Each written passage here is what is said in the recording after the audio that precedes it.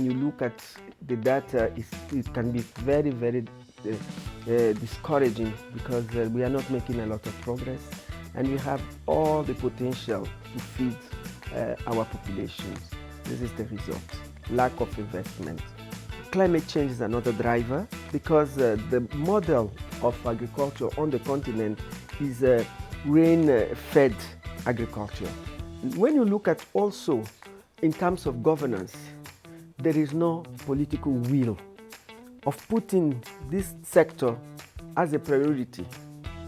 Because we talk a lot about peace and security, but the essential thing is to look at the root cause of this peace and security. If you don't eat, you will not have peace.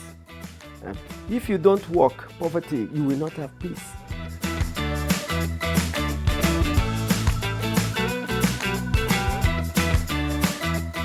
As you know, our Malabo Declaration is going to expire next year, 2025.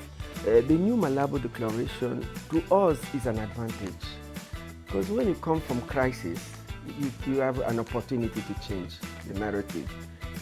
So we had the shock of COVID-19 pandemic, so we are more concentrating on how to supply food.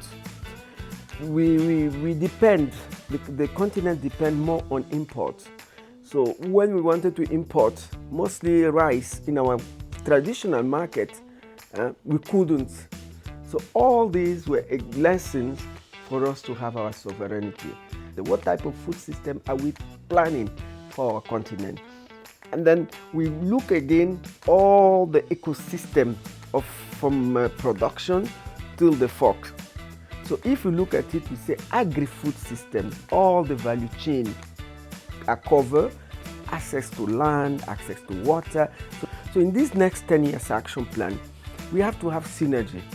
We have to align our programs together so that we all go together, because this is the food crisis. You cannot go alone. Climate change, you cannot go alone. And you cannot talk of climate change without putting agriculture, because this is the sector that most suffer and is causing us a lot of all this food insecurity.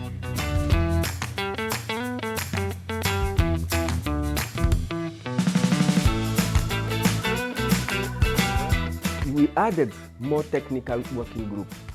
It used to be 7, today we have 13 technical. The issue of gender, it was not in Malabo Declaration.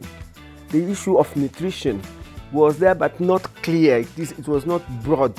Giving food is one thing, but nutritious food is another thing. 30% of our children are stunted because of malnutrition. Their food is not nutritious. You don't give him a balanced diet. So all these techniques, we put it there. We put nutrition as a core, food security and nutritious food. So it is there. Women, we know that in terms of labor, women contribute up to 55 to 54. The labor, the availability of the labor on the farm. What do they have? So we want to empower women. So one of my initiatives, my legacy I'm leaving, it is Madame Zuma's initiative, to confine the handhold into the museum. So we now have our own policy on women in agriculture. I hope that the next commissioner that will be elected will continue.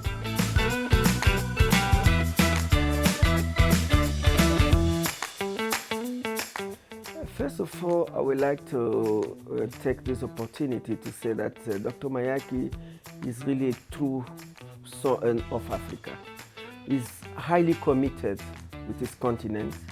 I got very close to Dr. Mayaki when I was elected as a commissioner, and I worked very, very well with Dr. Mayaki. So Dr. Mayaki, to me, is really a brother, is a leader, so we have to really support him, because it can take us very far. He has a good network, and people really appreciate him. He's somebody that we say that is really the father of this zero anger.